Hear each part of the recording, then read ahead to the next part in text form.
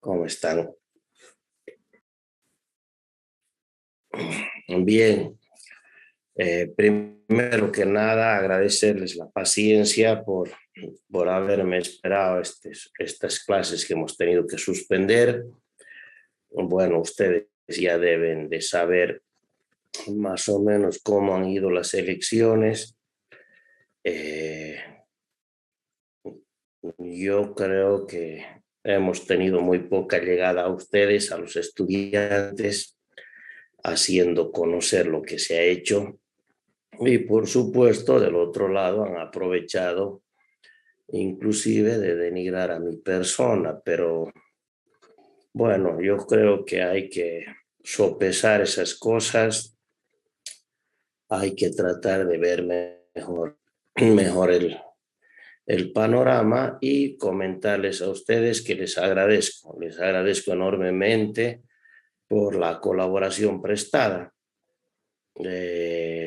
Nunca antes por lo menos en civil, se le ha dado tanta atención a la carrera y tampoco en tecnología. Pero no es que el rector era de tecnología, también en todas las facultades y en todas las carreras se ha hecho trabajo que desgraciadamente no se ha podido dar a conocer por el hecho de la pandemia. Ustedes no han tenido la posibilidad de conocer cómo se va desarrollando nuestro nuevo bloque, nuestro nuevo laboratorio, nuestra nueva biblioteca, y eso también ha hecho de que la oposición haga escarnio de este tema. Entonces,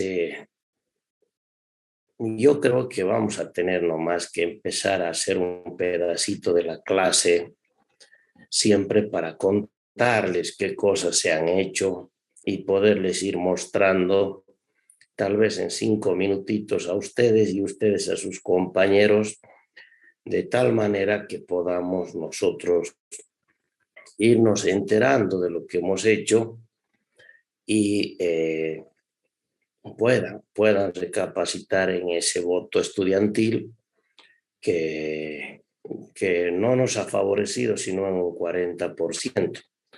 Ustedes saben que para ser ganador en esta universidad el estatuto está para mí mal hecho, pero bueno, yo no quiero tocarlo porque la vez que se lo toca dicen que son por fines electorales.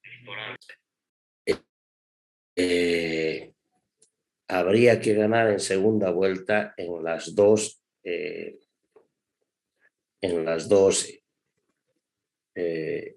dos estamentos, tanto en el estamento docente como en el estamento estudiantil. Si sucediera como en las otras universidades, pues resulta que se saca el porcentaje del estamento docente, se saca el porcentaje del estamento estudiantil, se promedia y sale el ganador. En ese caso hubiera ganado mi persona y el grupo al que represento, pero no es así la norma y por lo tanto hay que aceptarla y volver a entrar a nuevas elecciones. Tal vez haciendo una reforma puntual al estatuto que se la voy a sugerir al Honorable Consejo Universitario. Si ellos sabrán ahora sí si la toman o no la toman en cuenta, pero no seré yo la persona que esté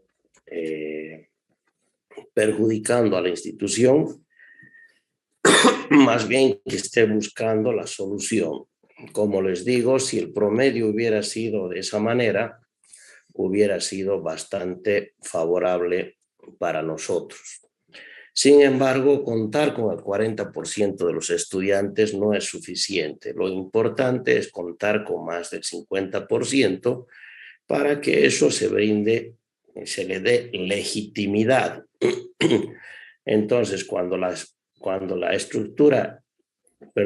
institución está legalmente establecida, pero además legítimamente establecida, es cuando realmente funcionan bien las cosas, como funcionaron los 4 años que yo estuve en el rectorado.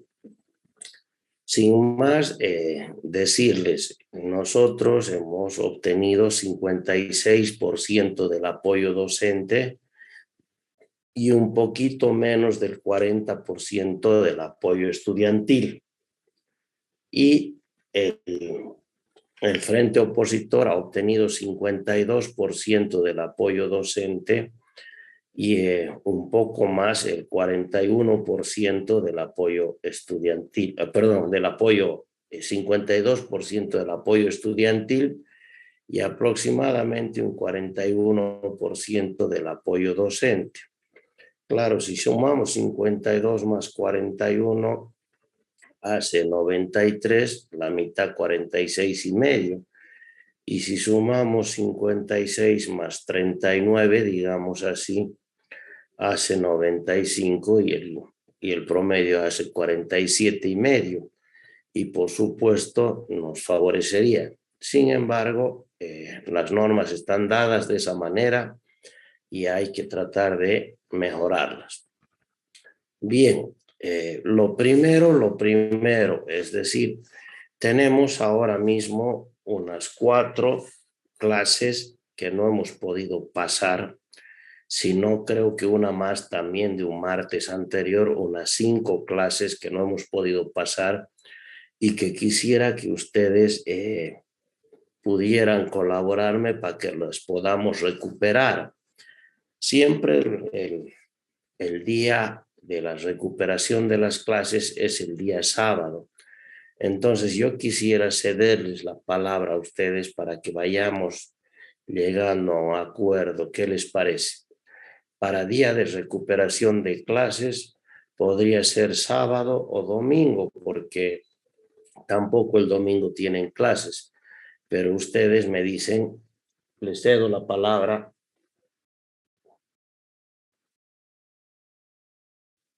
Inge, buenos días. Estaría bien el día sábado, como sabíamos hacer, 7:30 o 7.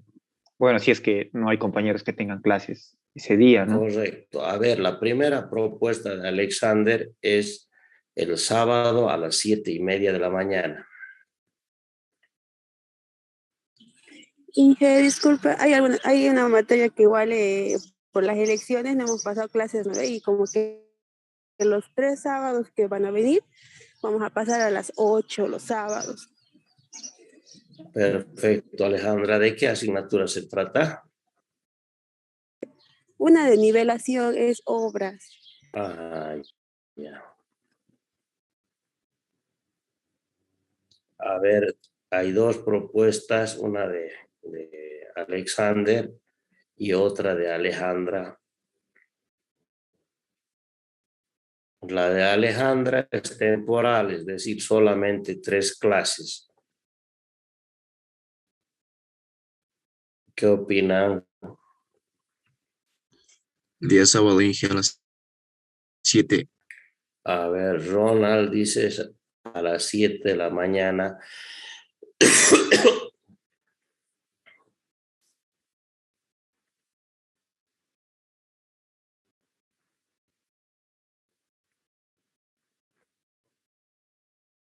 No hay más quien se pronuncie.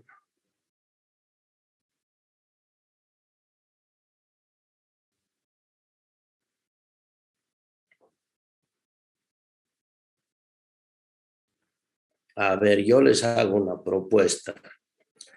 Que estos 3 sábados sea a las 7 de la mañana y para que Alejandra tampoco quede en indefensión, pues terminaríamos la clase a las 8 de la mañana con el afán de que pueda ella también asistir a su otra clase. Y a partir del 4.º sábado ya podríamos entrar 7:30 y terminaríamos a las 9 de la mañana. ¿Qué les parece? Está bien, Inge. A ver, Inge, está bien. Está bien, Inge. Alejandra, te pregunto a vos, que eres la más preocupada. Está bien. Ya, entonces, a ver, ¿alguien más tuviera problemas de pasar a las 7 de la mañana, de 7 a 8, una clasecita de 1 hora nomás?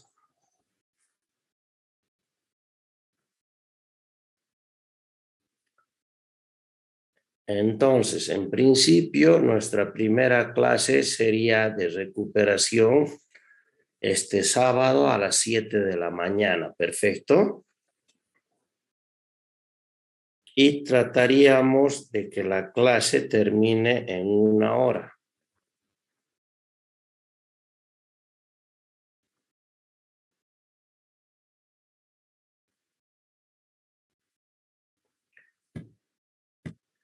No hay ninguno que se oponga, ¿no? Perfecto. Bien. Yo quería ahora un poquitito hablarles y recordarles de lo que estábamos haciendo. Para eso voy a compartir la pantalla y resulta que nos encontramos con un ejemplo de puente losa que lo estábamos desarrollando. Era un puente losa que tenía como condiciones de diseño no tener veredas peatonales y no tener y que su barrera de seguridad sea un cordón, es decir, que haya cordón barrera. El ancho de la calzada elegido era de 8 metros. No nos debemos olvidar que estos 8 metros no son un capricho, obedecen también a los carriles de acceso, a las vías de acceso. Entonces vamos a suponer que el camino carretero tenía 8 metros de ancho y que tenía 2 vías, 2 carriles, uno de ida y uno de venida. Entonces, de ahí sale este número que no es un capricho. Y como estamos en el capítulo de puentes de hormigón armado, el material era de hormigón armado. La longitud de la depresión era de 17 metros, por lo tanto se elige un puente de luz de cálculo de 17 metros y nosotros comenzamos a hacer un predimensionamiento. Entonces aquí ustedes verán, están los 8 metros de ancho del carril para tratar de justificar aquí en estas 2 rayas horizontales donde está acotado estos 5 centímetros, esa es la superficie sacrificable, es decir, la capa de rodadura. Normalmente, para que el cordón se goce de ser cordón barrera, sería bueno darle 25 centímetros o más. Por lo tanto, si les resto los 5 centímetros de la capa de rodadura, pues resulta que están ahí los 25. Pero no nos olvidemos que lo de la capa de rodadura se irá desgastando y posteriormente, cuando pase el tiempo y se encuentre totalmente desgastada, habrá que reponerla.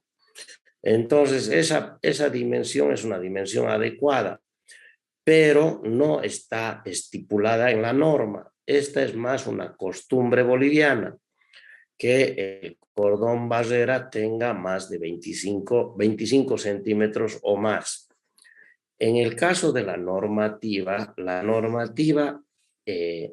nos dice que la altura adecuada para una vereda es de 20 centímetros o menos. Sin embargo, aquí la situación es que la estamos queriendo hacer funcionar como barrera de seguridad y por supuesto se le da un poquito más. Para mí es una medida mucho más adecuada, costumbre boliviana, pero mucho más adecuada. ¿Cuánto de ancho va a tener el bordillo o ese cordón barrera? Normalmente se le coloca 25 centímetros y ya les voy a comentar posteriormente por qué. Porque cuando hay una fuerza de choque, yo necesito aquí resistir una fuerza cortante. Entonces existe aquí una fuerza cortante y esa fuerza cortante en cordones más delgados resulta que genera esfuerzos mucho mayores. Por eso es que como ancho del cordón barrera se suele colocar 25 centímetros. Aquí está acotado 80 centímetros de altura de la losa. Estos 80 centímetros son los 80 centímetros que nosotros ya los calculamos cuando estábamos empezando a desarrollar el proyecto, este ejemplo. Y fíjense de dónde ha salido. Ha salido inicialmente de esta ecuación que se encuentra en el capítulo 2. En el capítulo 2 dice profundidades mínimas en la sección 2 de la normativa, profundidades mínimas de puentes losa. Entonces resulta que me da esa ecuación, la partecita en rojo, y por supuesto al poner la longitud que ahí está, la longitud de cálculo que ahí está estipulada con la letra S, resulta que me da 80 centímetros. De ahí salieron los 80 centímetros aquí. Pero quiero que caigan en cuenta una cosa. Aquí arriba hay una alternativa. La alternativa de losa maciza y debajo la alternativa de losa alveolada. ¿Cuál es la alternativa? ¿Cuál es la ventaja de una alternativa de losa alveolada? Es de que yo en estos espacios redondos vacíos estoy ahorrando peso del hormigón, por lo tanto, peso propio de lo que significa el puente, el tablero y, por supuesto, reducción en el momento flector. Fíjense ustedes, todas las demás dimensiones son similares. Entonces me voy a abocar a esa parte manchada de plomo. Esa parte manchada de plomo me indica qué es lo que yo voy a calcular longitudinalmente. Longitudinalmente yo voy a calcular una viga de 1 metro de ancho en el caso de la losa maciza, y en el caso de la losa alveolada voy a calcular una viga que tenga el ancho entre centros de los alveolos, y por lo tanto en este caso es supuesto 0,80. Ya van a ver ustedes de que estas dimensiones se van corroborando. Aquí está en el análisis de alternativas. Si la losa es maciza, como ya tenía 80 centímetros de ancho, pues resulta que tengo una losa de 8 metros y medio. Fíjense de dónde han salido los 8 metros y medio, de esta parte inferior, es decir, los 8 metros y medio es de orilla a orilla, por 0,80 de altura, más los dos resaltos que me está dando el bordillo, 25 por 30 por 2. Y está ahí por su peso específico, perdón, por su peso unitario del concreto. Y todo esto que yo estoy ahora manchando de rojo, eso sería el peso de la sección transversal. Si es que yo lo divido a ese peso de la sección transversal entre el ancho total donde está actuando ese peso, resulta que me da una cantidad que está en kilogramos por metro, pero por metro de profundidad. Es decir, aquí nosotros tendríamos claramente establecido una carga uniformemente distribuida, pero en superficie, que esa es la de 1962,35. Ustedes me podrán decir, pero ingeniero, aquí en la orilla hay más hormigón y por lo tanto hay más peso. Y por una zona central hay menos hormigón y por lo tanto menos peso.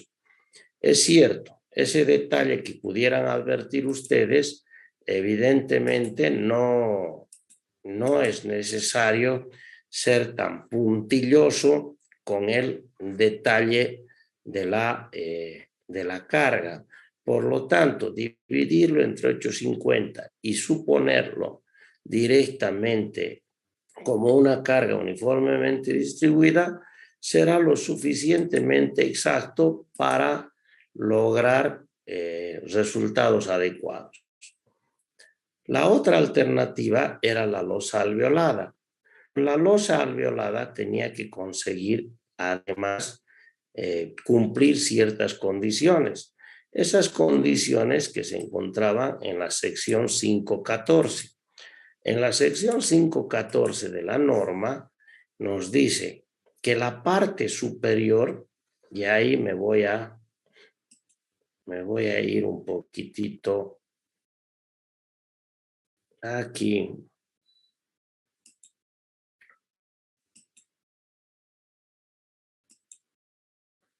Nos dice que desde el coronamiento del alveolo, desde la parte superior del vacío hasta la superficie de la losa, que yo estoy llamando HS, no debería de ser menor de 14 centímetros. Y lo mismo me dice que la parte inferior debería de ser de esa manera. Y fíjense que ahí ustedes tienen las condiciones. El espaciamiento entre ejes de alvéolos no debe de ser menor que la altura de la losa. La altura entre el coronamiento del alvéolo y la superficie superior o la superficie inferior debería de ser mínimo 14 centímetros. Y el porcentaje de vacíos resulta que debería de ser menor que el 40%. ¿Qué sucede si el porcentaje de vacíos es más del 40%? Entonces ya hay que calcularlo como si fuera una sección cajón. Ya no se podría calcular como una losa. Para que sea considerada losa, entonces se debería de tomar en cuenta el hecho de que el porcentaje de vacíos sea menor al 40%. Entonces, si nosotros volvemos de nuevo, sabemos que la condición era que ese espacio macizo debería de ser más de 14 centímetros, el inferior mayor de 14 centímetros y el espaciamiento entre ejes de alvéolos mayor a H. Entonces ya tenemos las condiciones. Ahora bien, hay que manejarnos cuál es el área. El área, cual si fuera maciza, era 850 por 0,80. Ese es el área si es que no tuviera alvéolos. ¿Y cuánto es el 40% para cumplir con esta condición? El 40% sería los alvéolos. Como máximo deberían de ocupar 2,72 metros cuadrados. Entonces, cualquier cantidad de alvéolos, de espacios vacíos que ocupen menos de los 2,72 metros cuadrados, resulta de que estaría muy bien. Hemos elegido la altura 0,80 por la formulita que nos dio la sección 2. Si le quitamos los 14 de arriba y le quitamos los 14 de abajo, le hemos quitado 28 centímetros. Entonces, el tamaño máximo del alvéolo circular sería 52 centímetros. Pero cuando yo me voy a la tienda, resulta que no vienen tubos de 52 centímetros. Hay una tubería que se llama la tubería Ziploc. Y esas tuberías Ziploc viene con dimensiones definidas. Entonces, como no viene de 52 centímetros, pero sí viene de 50 centímetros, es el diámetro comercial, asumo que los redondos esos, los tubos esos que voy a colocar, van a ser de 50 centímetros de diámetro. Si yo estoy en los 50 centímetros de diámetro asumidos como comerciales, me vuelvo a preguntar cuántos alvéolos de 50 centímetros entran. Entonces me vuelvo, fíjense, me voy a volver al dibujito y empiezo a buscar cuántos alvéolos de 50 centímetros entran, siempre y cuando cumpla con la condición de que entre ejes de alvéolos tiene que ser igual o mayor a la altura de 0,80. Entonces caigo en cuenta de que me han entrado 10 alvéolos. Si yo manejo 10 alvéolos de 50 centímetros de diámetro, van a disculparme, estoy muy resfriado. Si yo asumo que hay 10 alvéolos de 50 centímetros de diámetro, saco las cuentas y al sacar las cuentas me da una superficie de 1,96 metros cuadrados. Estos 1,96 metros cuadrados es menos que estos 2,72 que era el máximo. Por lo tanto, puedo decir que los 10 alvéolos de 50 centímetros no llegan a ser el 40% de la losa. Entonces está muy bien y por lo tanto hemos logrado con 10 alvéolos de 50 centímetros tener una losa que tiene menos del 40%, pero que además cumple con las otras normativas. Es decir, cumple con la normativa de, a ver, ahorita voy a dividir esto, con la normativa de tener un recubrimiento, una parte maciza arriba más de los 14 y por debajo menos de los 14. ¿Cuánto ha dado el espacio de los alvéolos? Aproximadamente ha dado 28% de los alvéolos. Entonces, está muy bien porque es menos que el 40%. Tal vez valga la pena poner ahí, a ver.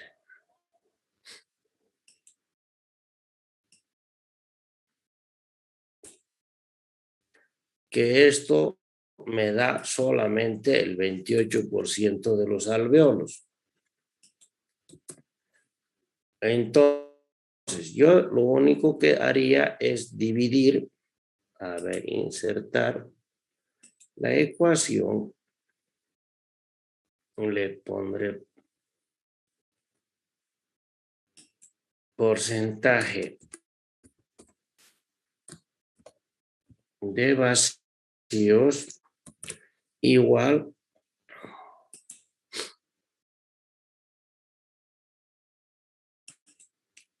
los 1,96 dividido los 6,80. Y esto igual me dará 0,29. Y esto sí es menor que 0,40 o 40%. Aquí tal vez valga la pena poner cumple.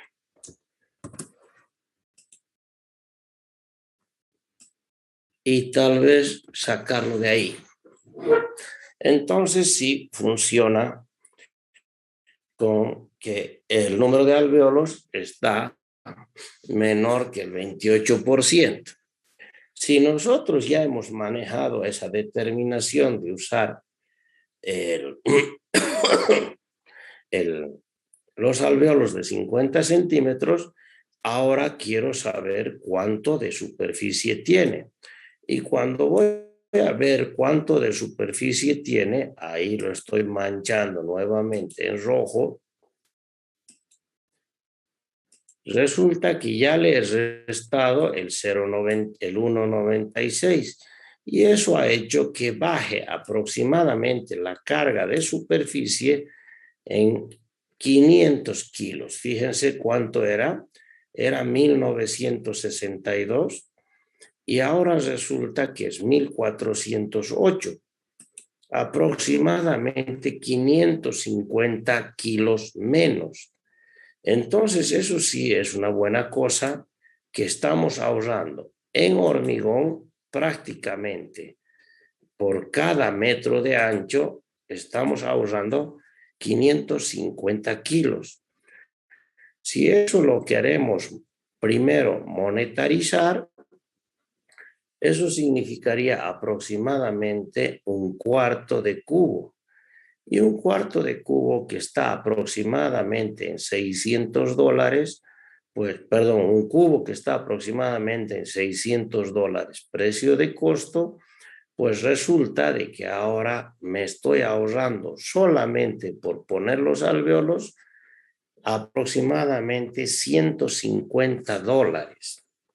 Si a esos $150 los multiplicamos por los 8 metros, por cada metro de puente me estaría ahorrando $1,200.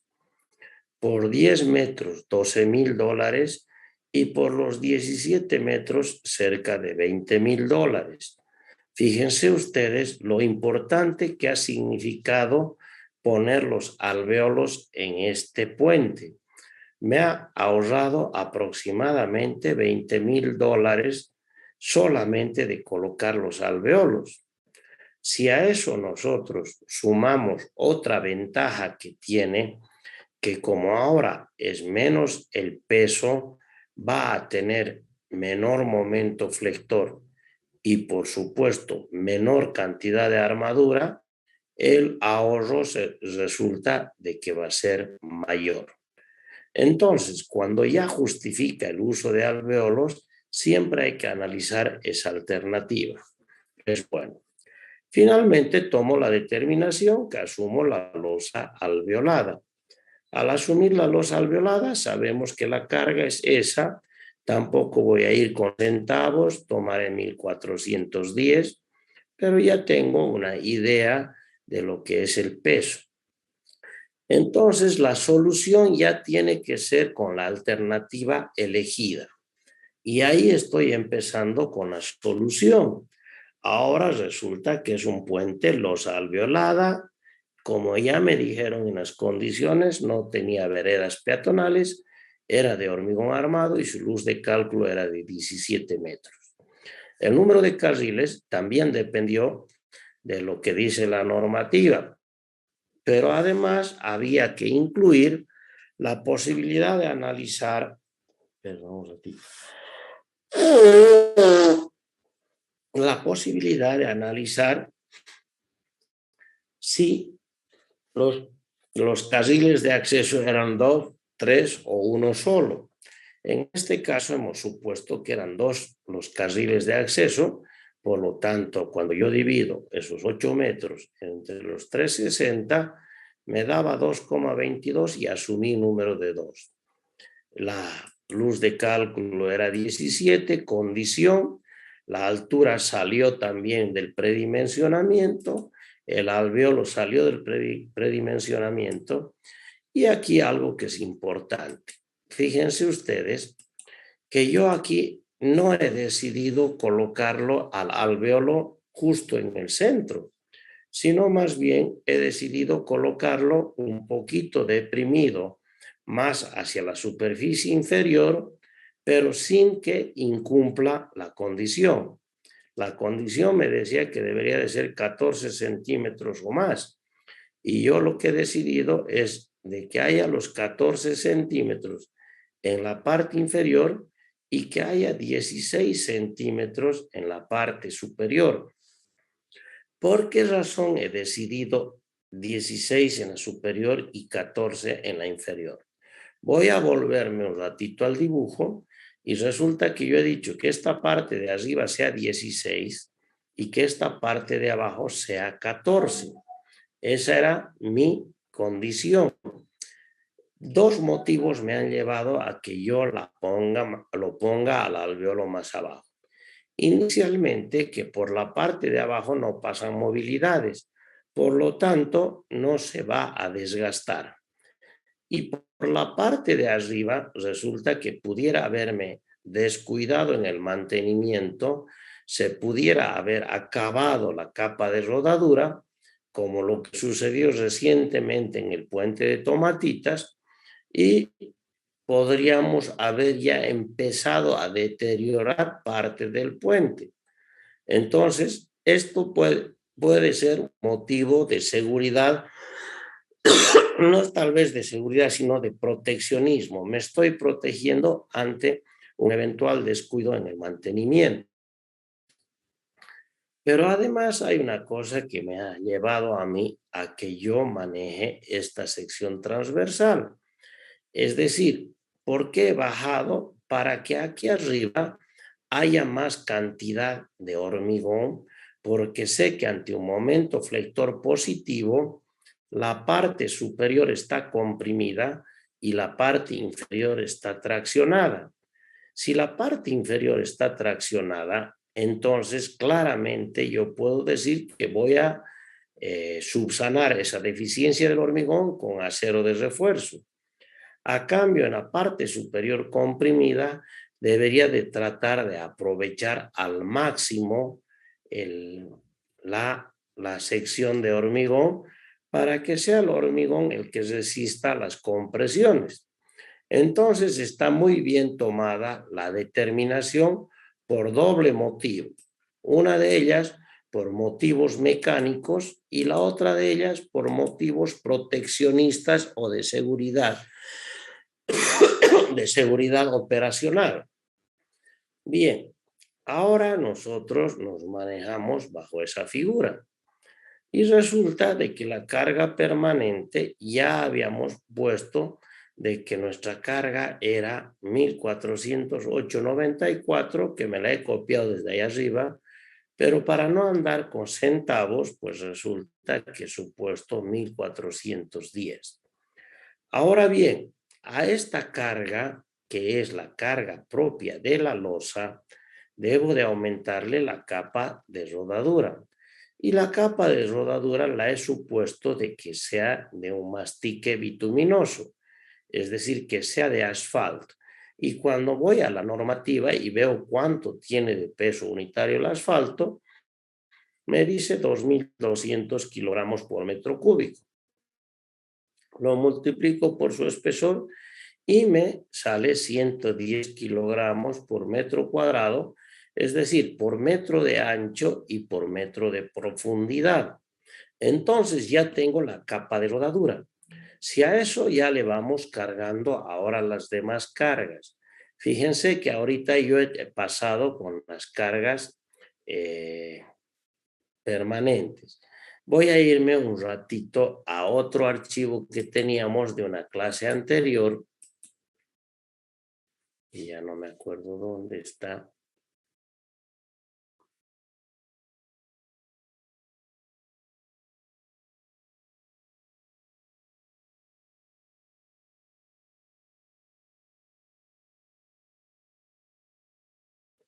Este sería...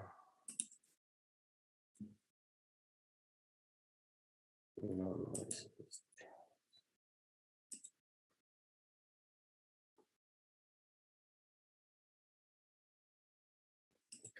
Aquí.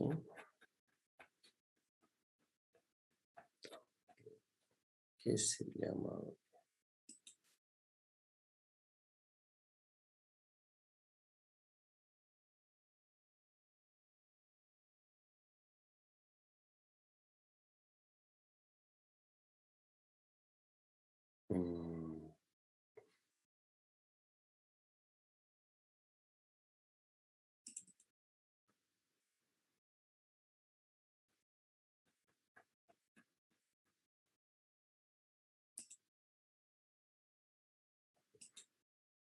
Bueno, no lo encuentro. Entonces, resulta de que me iré de nuevo y he acabado las cargas permanentes. Pero en ese análisis de cargas, de qué cargas iban a influir en este puente, había visto de que tenía que influir la carga del camión y el carril, o en su defecto la carga del tándem y la carga de carril. Entonces resulta de que esa carga se denomina en la normativa la carga vehicular o carga HL93, y por supuesto debía de ser tomada en cuenta.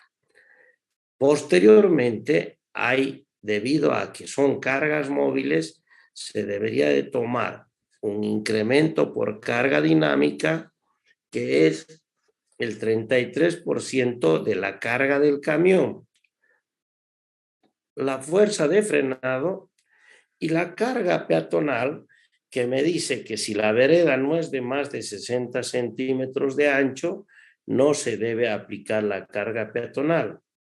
Aquí, como el bordillo solamente tenía 25 centímetros de ancho, entonces resulta que no se debe de aplicar la carga peatonal. Si quieren ustedes, esas son las cargas que deberíamos de tomar en cuenta. Si nosotros vemos que esas son las cargas que debemos de tomar en cuenta, ahora me pregunto, ¿cómo debo de tomarlas en cuenta? Entonces, cuando tenga la impresión esa, resulta de que lo primero que hago es ver cómo voy a utilizar ese método aproximado de las fajas, donde realmente me ha recomendado la normativa. Entonces me voy a ir, fíjense ustedes, a este numerito para que lo tengamos ahora claro, porque aquí sí nos quedamos la última clase. Entonces me voy a la normativa y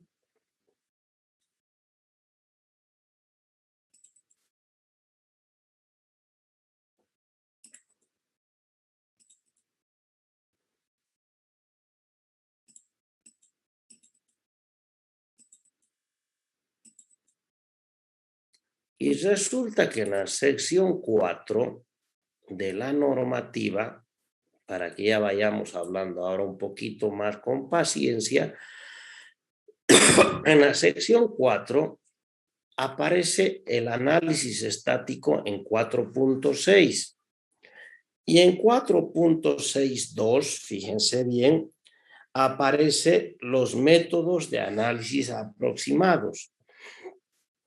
Entonces ahora está bastante claro. Aquí está para todo lo que significa el análisis estático de lo que significan puentes de hormigón. Y aquí en 462 está el método de análisis aproximado. Entonces, cuando voy al 4621, me habla de tableros de puentes con vigas. Cuando voy al 4622, resulta que me habla del puente de viga losa. Es decir, aquí está el puente de viga losa. Es decir, es un puente que vamos a ver nosotros después. Esto es exclusivo del puente de viga losa. Fíjense ustedes, aquí voy a volverme de nuevo al 4621, que me habla de todos los tipos de tableros. Entonces, ¿no será que en el 4621 hay algo de los puentes losa, el 4622 de vigas losa, y fíjense ustedes que dice el 4623? Dice anchos de faja equivalentes para puentes tipo losa. Entonces, me preocupo yo un poquitito y digo, el 4624 no aplica, 23, el 623 es el que me preocupa. Pero hay que leer el 4621 y el 46, si bien aquí está el ancho de faja equivalente, hay que leer el 4621 porque me dice tableros y no me dice solamente los tableros tipo losa, sino me dice todo tipo de tableros. Entonces nosotros, si nos vamos a esa hoja, a la hoja 4, a hoja 20, vamos a poner 24, por ahí debe estar. Entonces ahí aparece, fíjense ustedes, el 462. Y ahora sí, vamos a terminar la clase leyendo con paciencia todo esto. Un método de análisis aproximados en el cual el tablero se subdivide en fajas perpendiculares a los componentes de apoyo se considerará aceptable para los tableros, excepto para aquellos tableros formados por emparrillados, con sus vanos total o parcialmente llenos, para los cuales se deberá aplicar 46218.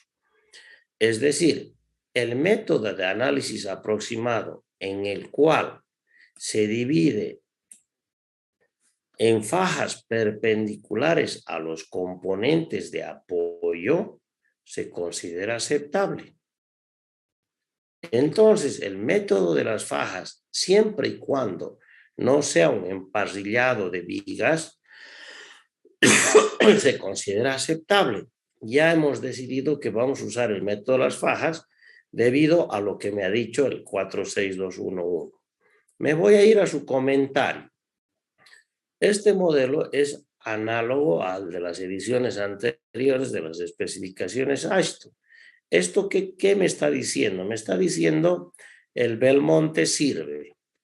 ¿Por qué? Porque sabemos que el Belmonte es un librito que se ha quedado un poquito en la historia con anteriores normativas Ashton. Pero ahora sigamos en la parte del comentario que es muy importante. Para determinar los anchos de faja se consideran los efectos de la flexión en la dirección secundaria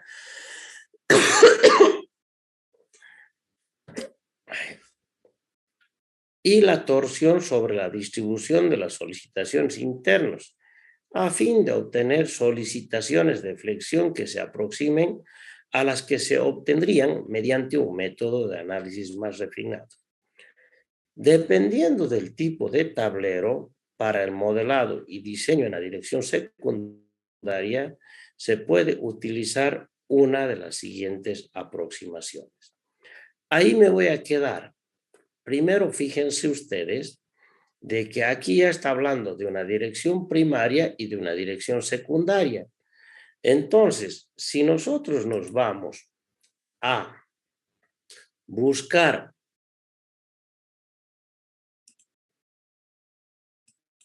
el puente losa, resulta que ese es el puente losa. Y yo voy a engordar esto, lo voy a engordar bastante. A ver hasta cuánto lo engordaré. No sé, hasta 0,50.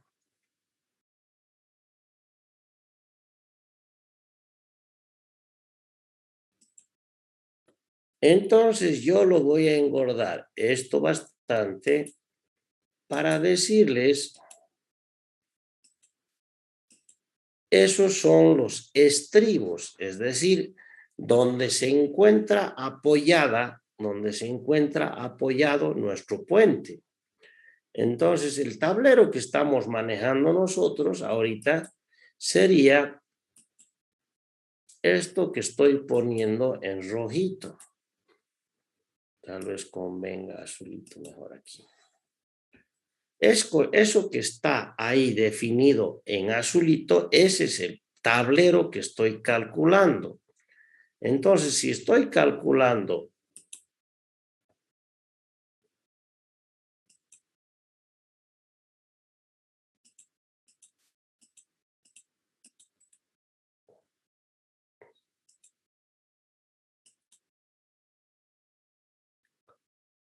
a ver.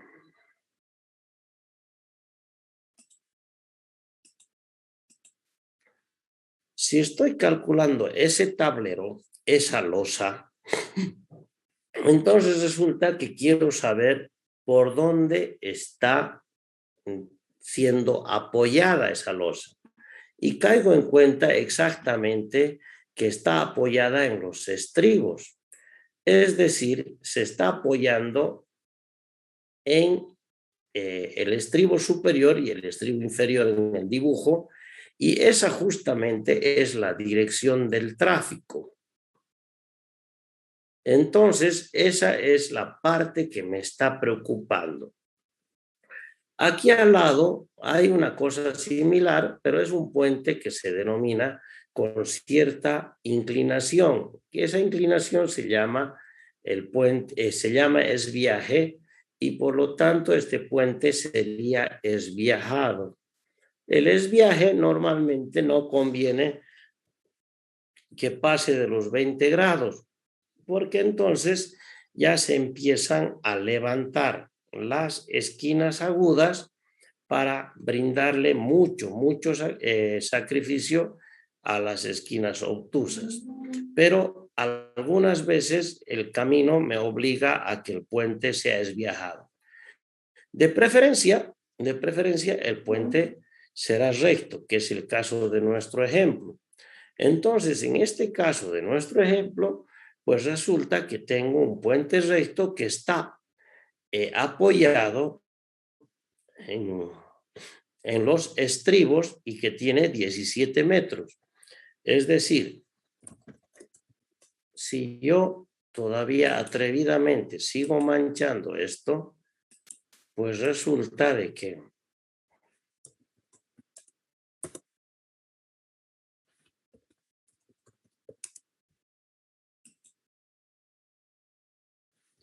estos serían los 17 metros. Entonces, esa es la luz de cálculo, los 17 metros.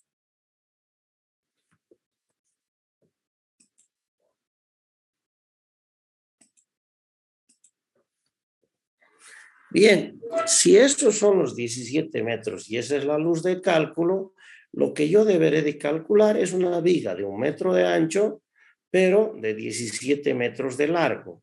Eso se encuentra aquí en el dibujo.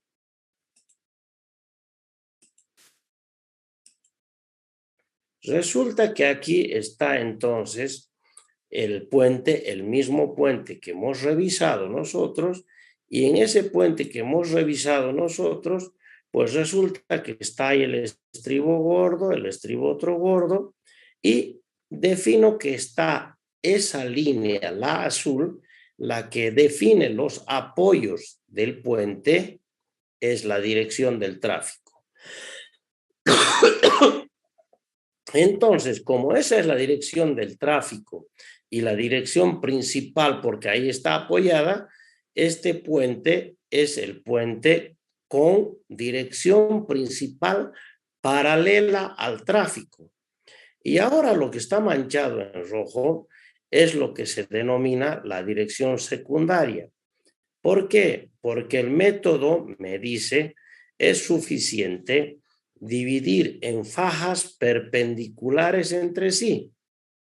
Entonces ahí está, dividido en fajas perpendiculares entre sí, y por supuesto la una será la faja en dirección principal y la otra será la faja en dirección secundaria. En este caso, la azul será la faja en dirección principal. Bien, si yo me voy de nuevo a la normativa, dice un método de análisis aproximados en el cual se divide las fajas perpendiculares, entonces se considera aceptable para los tableros.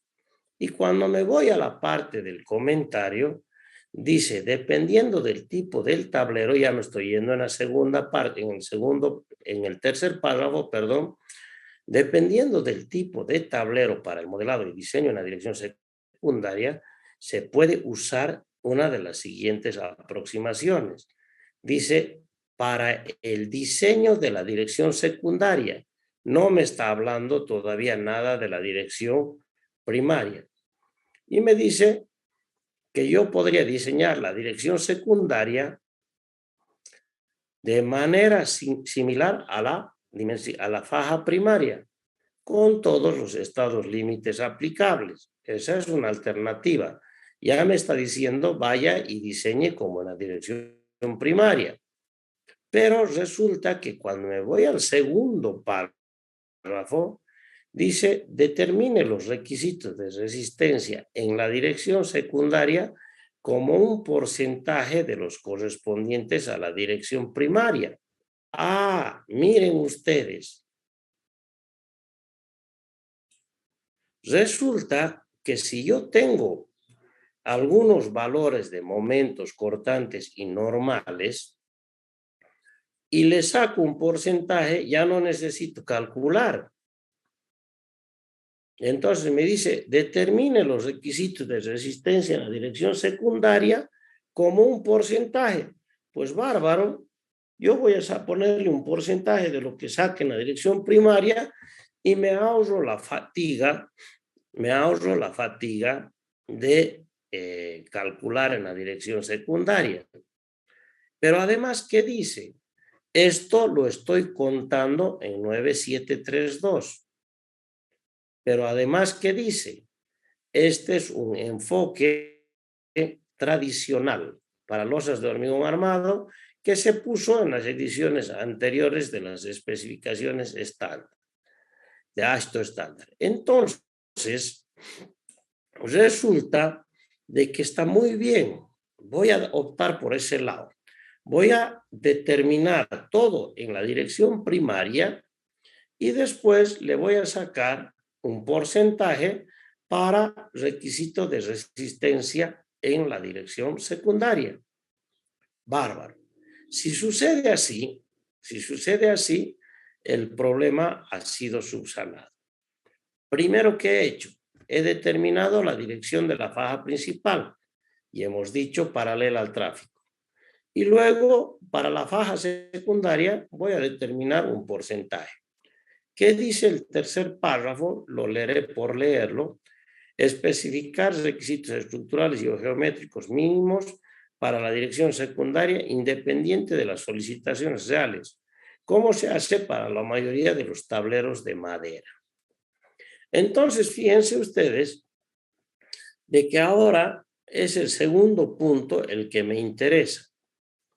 ¿Qué sigue diciendo mi comentario, que es el importante? El modelo aproximado de las fajas se basa en tableros rectangulares.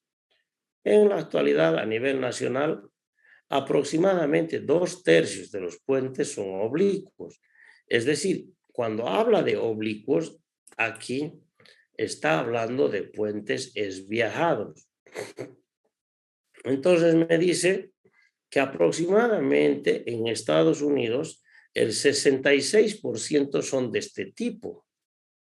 No son de este tipo. El 66%.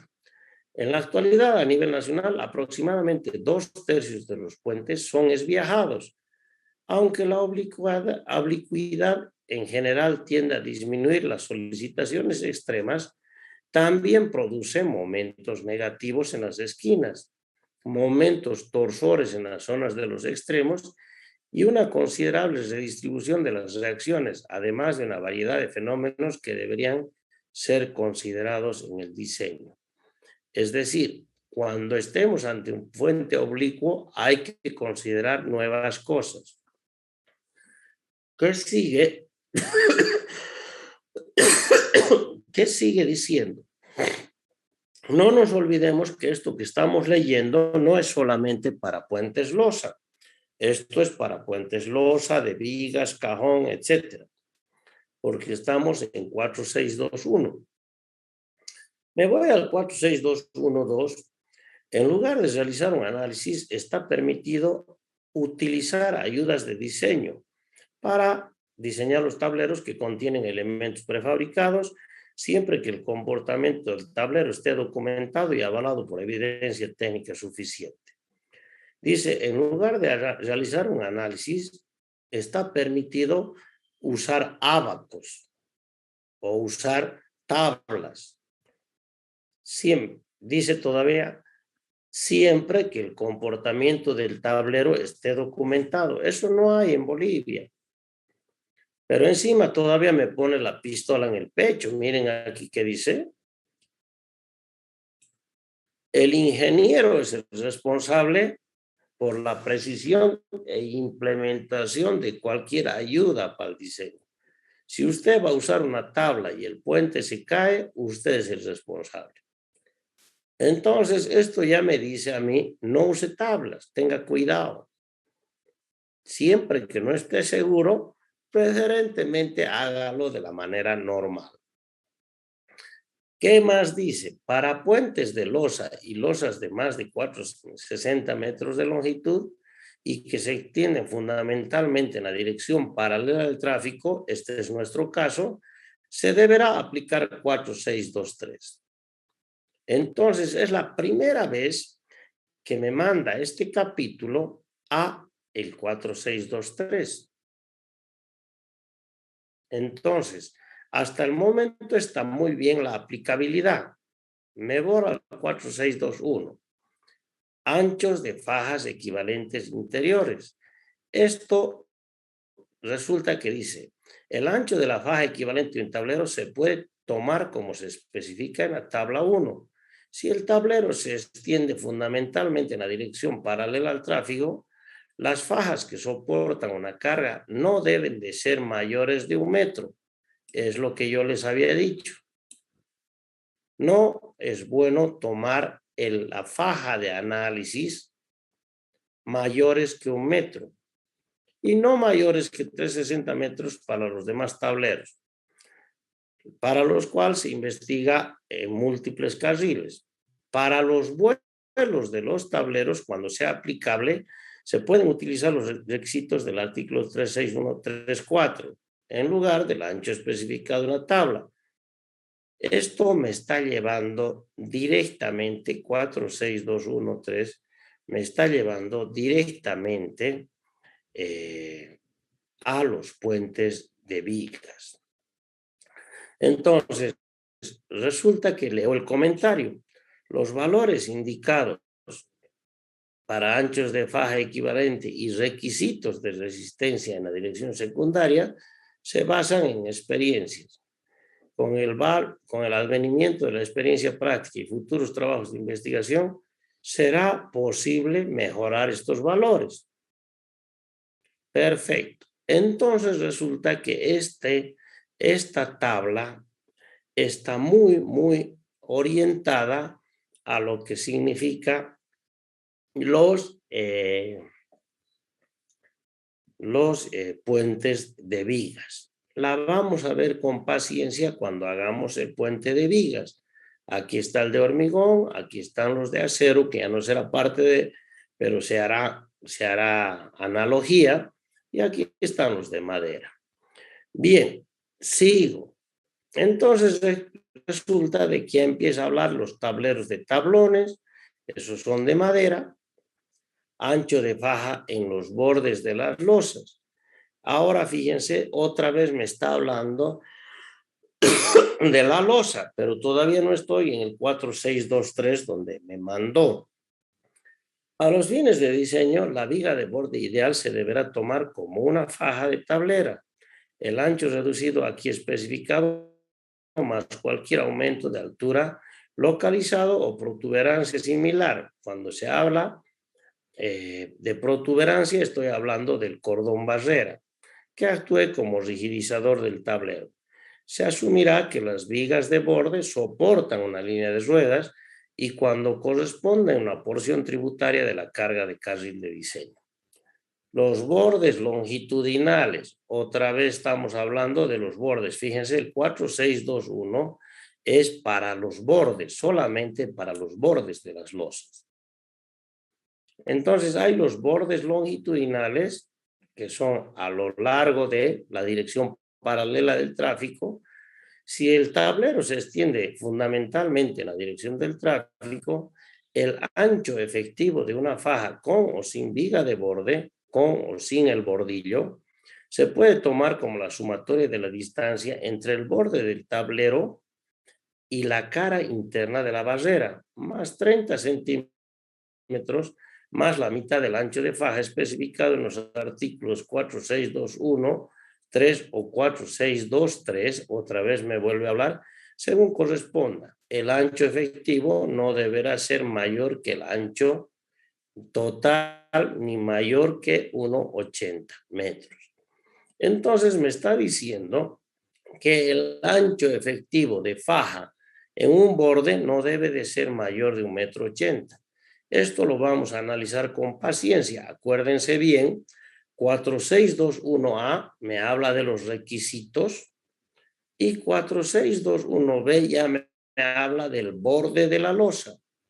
Aparecen también los bordes perpendiculares o transversales.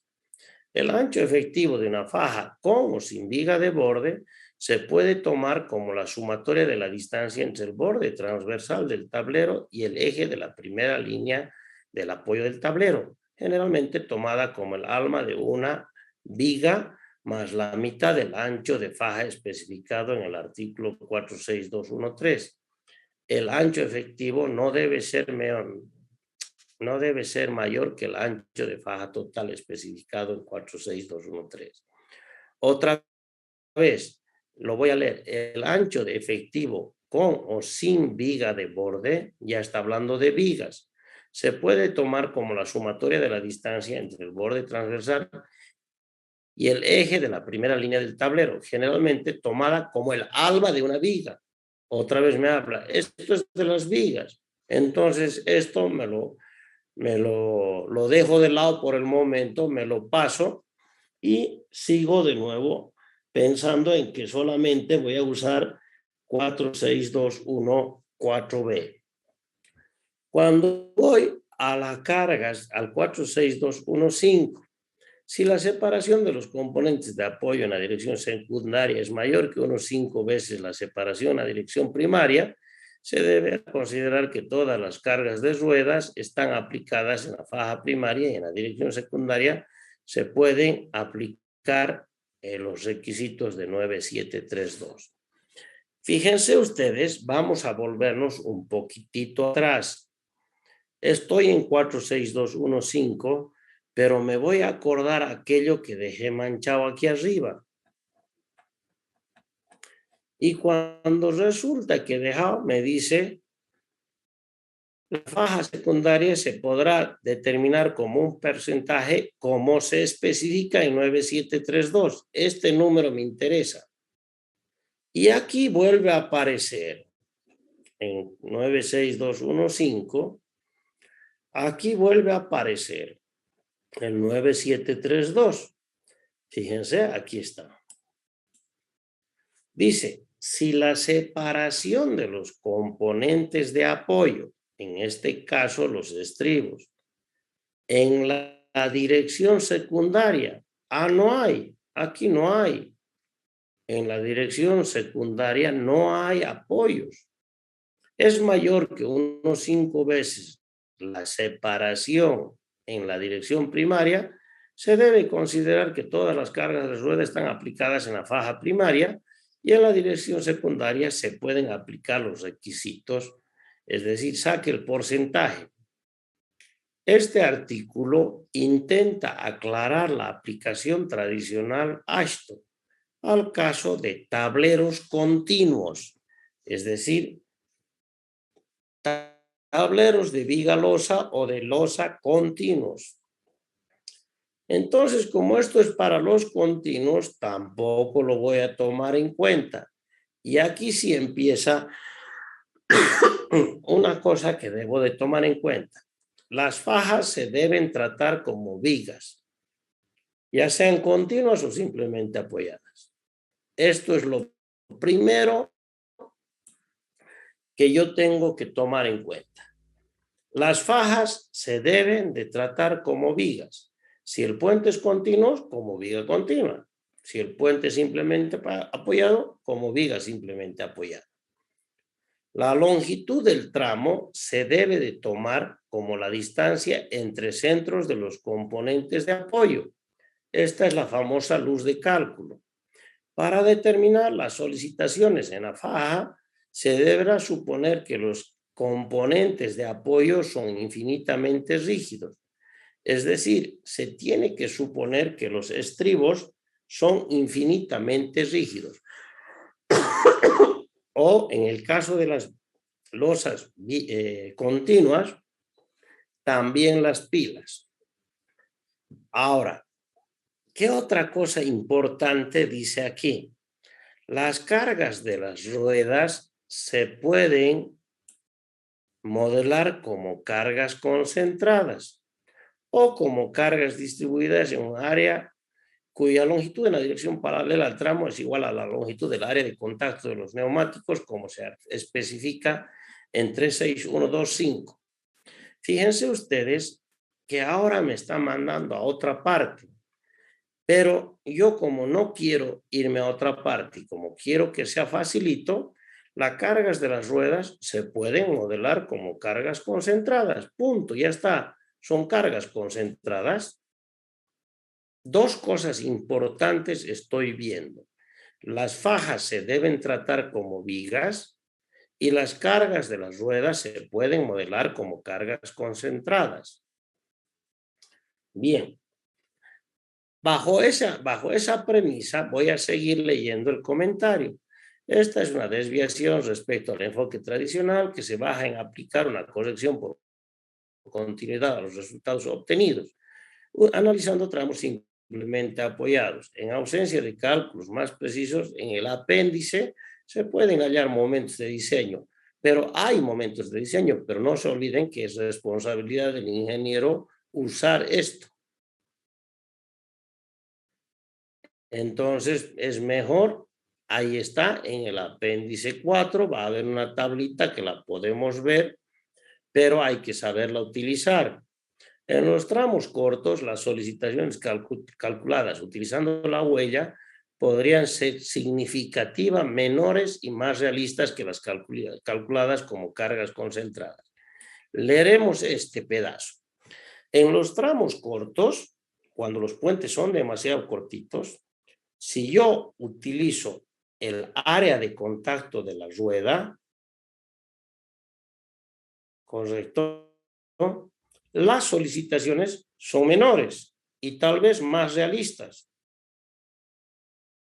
Entonces, cuando yo tomo cargas concentradas, con seguridad estoy yendo por el lado de la seguridad, que valga la redundancia. El tomar cargas concentradas es ir por el lado de la seguridad.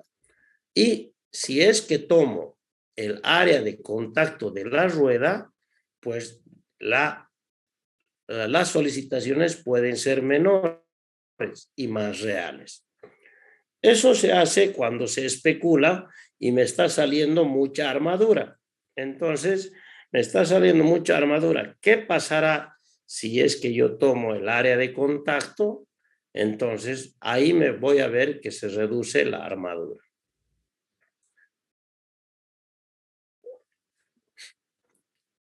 Aquí nuevamente vuelve a repetir, las fajas se deberían analizar aplicando la teoría de la viga clásica.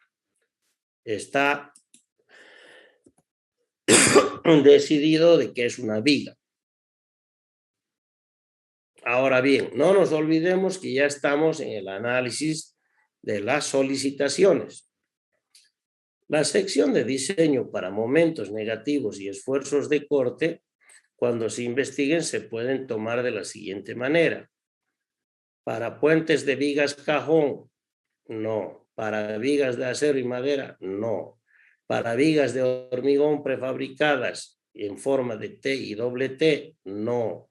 Para los propósitos, esto entonces está decidido solamente para puentes de vigas. Entonces resulta que ahora aparece como último punto antes de llegar. Si un tablero forma parte integral de una sección transversal celular o tipo cajón, es probable que la rigidez, no estoy en tipo cajón, estoy en losa. Se acabó la historia. Y esto ya es para empasillados.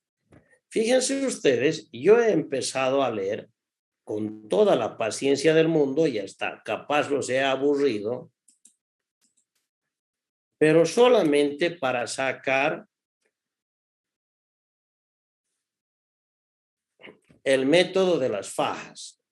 Y miren lo que voy a poner en mis apuntes.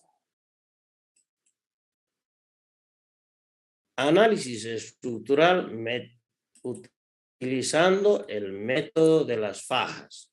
Y voy a poner primero un redondito y voy a decir el método de las fajas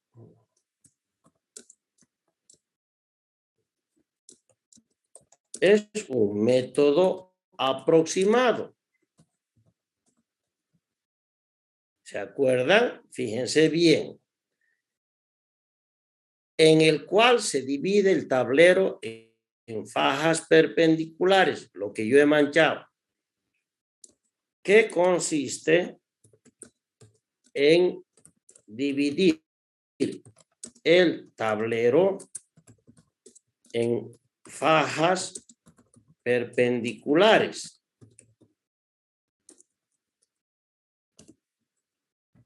Y voy a terminar de copiarme a los componentes de apoyo.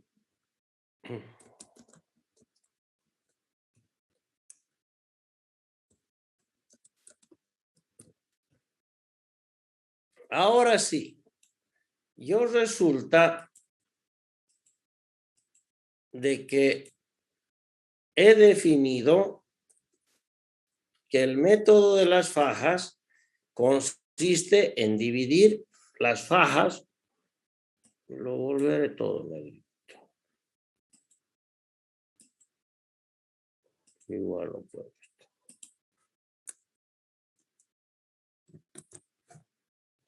Ahora sí. Eso es lo primero que yo tengo que manejar, que me estoy copiando del análisis que yo he hecho. Fíjense, voy a seguir. Sigo. Esto es para la dirección secundaria. Pero sigo, me he manchado yo un poquitito. No me acuerdo.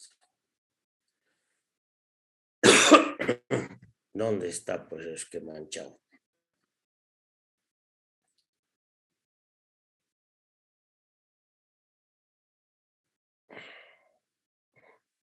Ya me he olvidado y no he manchado, creo.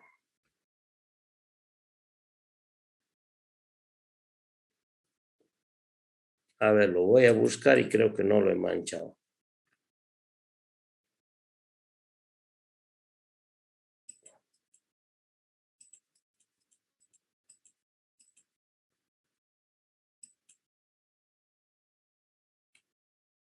Aquí. Las fajas se tratan como vigas continuas o como vigas simplemente apoyadas, según corresponda. ¿Correcto? Voy a volver de nuevo a mis apuntes y voy a poner las fajas se tratan como vigas continuas o como vigas simplemente apoyadas, coma, según corresponda, creo que decía. Eso es algo muy importante que estamos sacando. Se deberán tratar, se dice, ¿no? Se deberán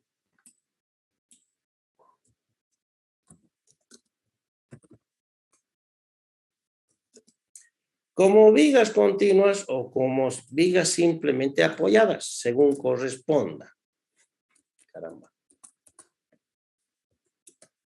Esa es otra cosa que es muy importante, que la debemos de tomar en cuenta. Sigo yo todavía buscando la parte que la he manchado. Las cargas de rueda se pueden modelar como cargas concentradas. Me voy a poner, después le voy a hacer un espacio. Las cargas de rueda se pueden modelar como cargas concentradas. Pero miren, ahí yo le voy a aumentar un poquito el texto de la derecha. Las cargas de rueda se pueden modelar como cargas concentradas. Aunque en tramos cortos,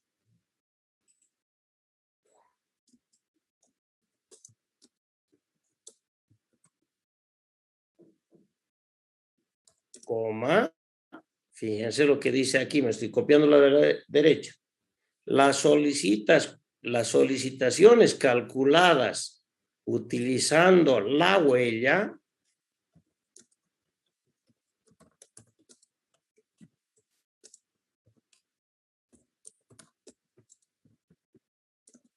y ahora voy a poner, miren, me voy a copiar de este otro lado. Carga distribuida en un área. Fíjense, estito.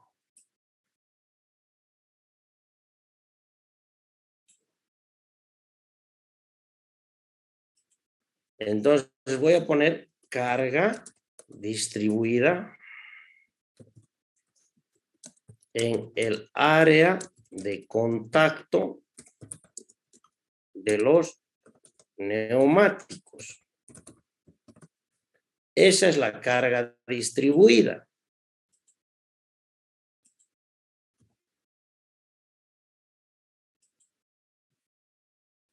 Correcto. Y me vuelvo de nuevo al lado ahí.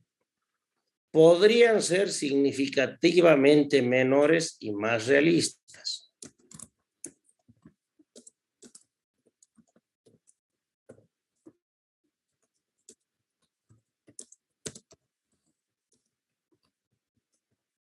Ahora sí, yo ya tengo una idea clara. Fíjense ustedes que me he ido yo copiando de ambos lados, pero sacando mis apuntes propios, que es lo que yo quiero que hagan ustedes. Las cargas de rueda se pueden modelar como cargas concentradas.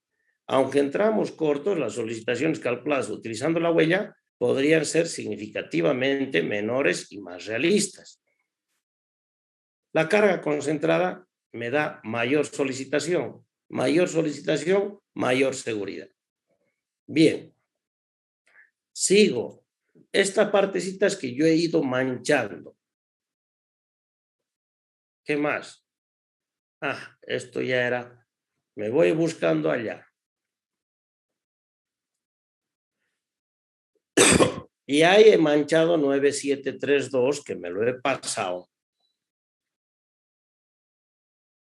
El ingeniero será responsable. Y ahora aquí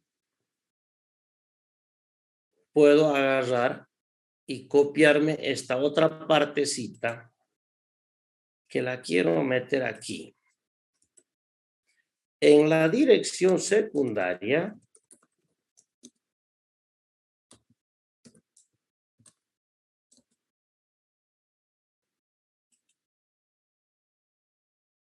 los requisitos de resistencia se pueden tomar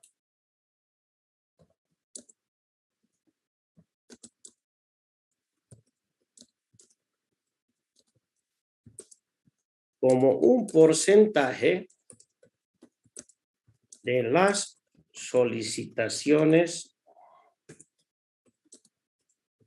obtenidas en la dirección primaria.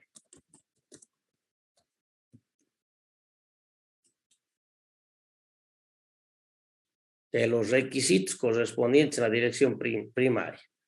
Es decir, aplicar el enfoque tradicional. No, me voy directamente a artículo 9732.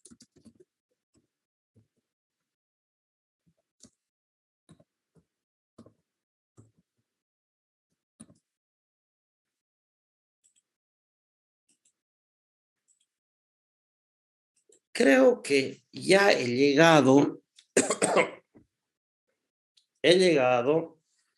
a un concepto claro de lo que significa el método de las fajas. Pero ahora me faltan las fajas de borde, ¿se acuerdan? Entonces resulta que con eso yo ya terminaría la clase de hoy. Me voy un poco más.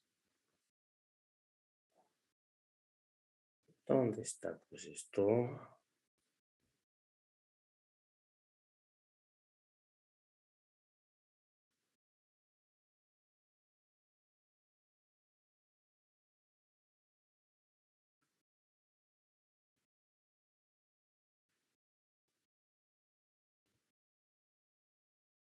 Habíamos tocado, aquí está, bordes de las losas, en el 46214.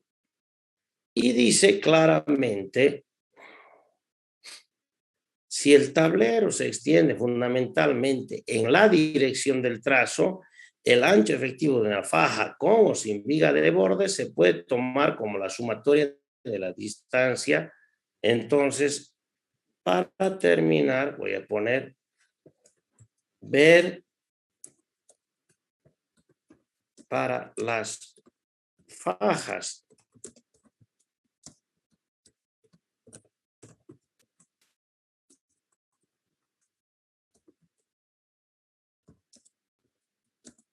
Ver 4.6.2.14b. Falta uno.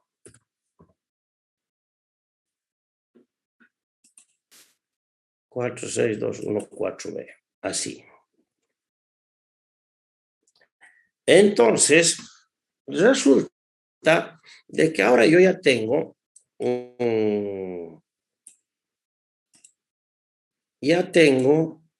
una ayuda a memoria de lo que es el método de las fajas. Ahora me voy a poner en lo mío. Dirección principal paralela al tráfico. Correcto. Esto ha sido una ayuda memoria. Y cuando voy a la dirección principal paralela al tráfico, resulta que veo el ancho de faja interior. Lo voy a dejar ahí. Aquí me voy a quedar en colorado. Donde está en rojito me estoy quedando, ¿ya? Pero hemos logrado hacer un análisis muy, muy pertinente de lo que es el ancho de las fajas. ¿Por qué me he dado el tiempo de toda una clase? Me he dado el tiempo porque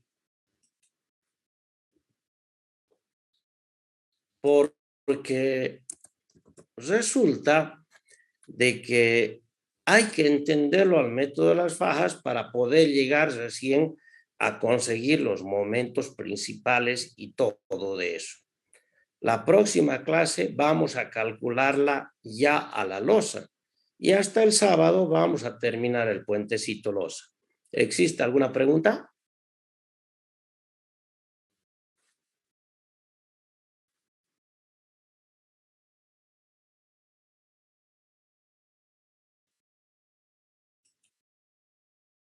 ¿No hay ninguna pregunta o es que no me están escuchando?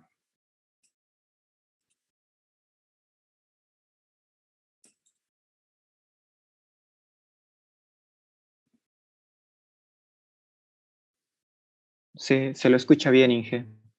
Perfecto. Entonces, me van a analizar esto, lo voy a colgar hoy día mismo y le vamos a ir aumentando a estos apuntes, le voy a ir aumentando lo que vayamos escribiendo. Esa parte rojita la voy a borrar por el momento para que vayamos trabajándolo. Pero ustedes se tienen que comprometer a echarle una leidita a esto que hemos hecho hoy. ¿Meta? Que tengan buen día. Hasta luego, Inge. Hasta luego, Inge. Hasta luego, ingeniero. Buen día, buen día. Hasta luego.